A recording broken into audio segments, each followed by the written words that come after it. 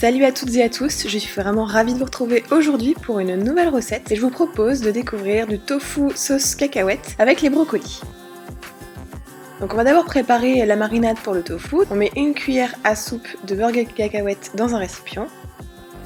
Vous ajoutez ensuite une cuillère à soupe de sauce soja ou de tamari, une cuillère à soupe de sirop d'érable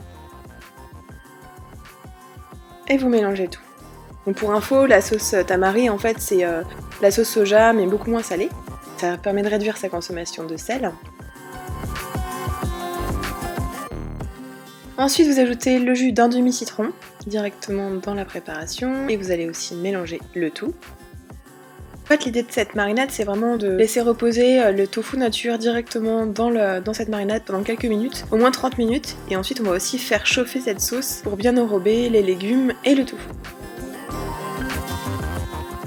Donc justement, vous prenez un bloc de tofu nature, donc ça fait à peu près 125 grammes. Cette recette elle est pour 2 personnes. Et vous allez d'abord le couper dans le sens de la longueur, donc sur l'épaisseur, et ensuite en dés. Donc comme ça vous aurez des dés assez petits et assez réguliers que vous allez pouvoir bien enrober avec la marinade à la cacahuète.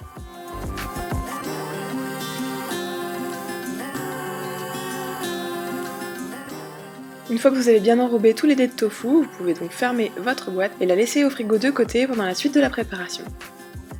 Donc pour la suite, vous allez découper un brocoli.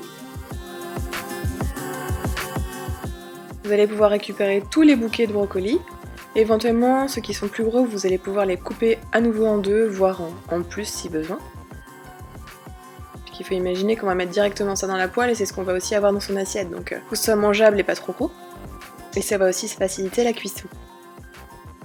Notez que le brocoli est composé de beaucoup d'eau et donc il est peu calorique, peu énergétique, environ 25 calories au 100 grammes, et il a plein de sels minéraux, il regorge de beaucoup de sels minéraux, de vitamine A, et donc c'est aussi un aliment anti-cancer, puisqu'il a plein de fibres et des antioxydants qui sont intéressants donc, pour soigner certains cancers.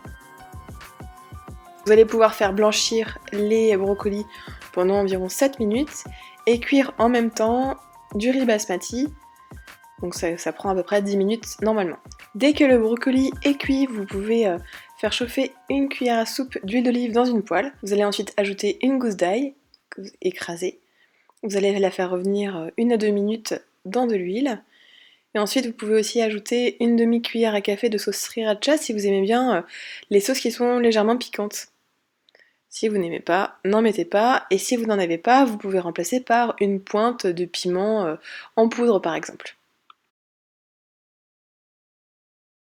Quand le tout est bien mélangé, vous ajoutez rapidement donc, les brocolis que vous aurez égouttés. Et puis ensuite, vous enrobez bien les brocolis avec l'ail. Et vous ajoutez une poignée de cacahuètes.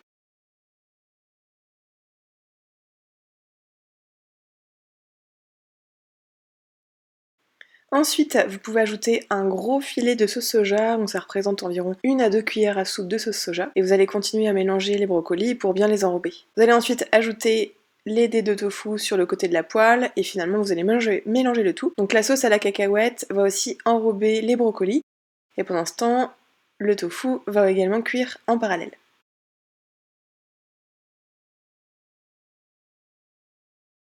Et voilà, c'est prêt, vous n'avez plus qu'à servir, donc vous pouvez mettre directement les brocolis avec le tofu sauce cacahuète et donc le servir avec le riz basmati.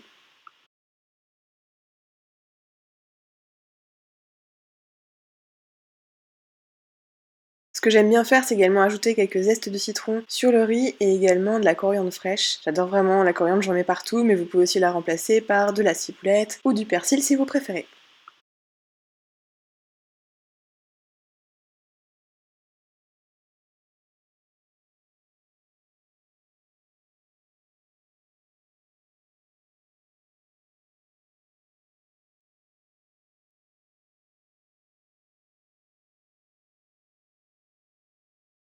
J'espère que cette vidéo vous aura plu.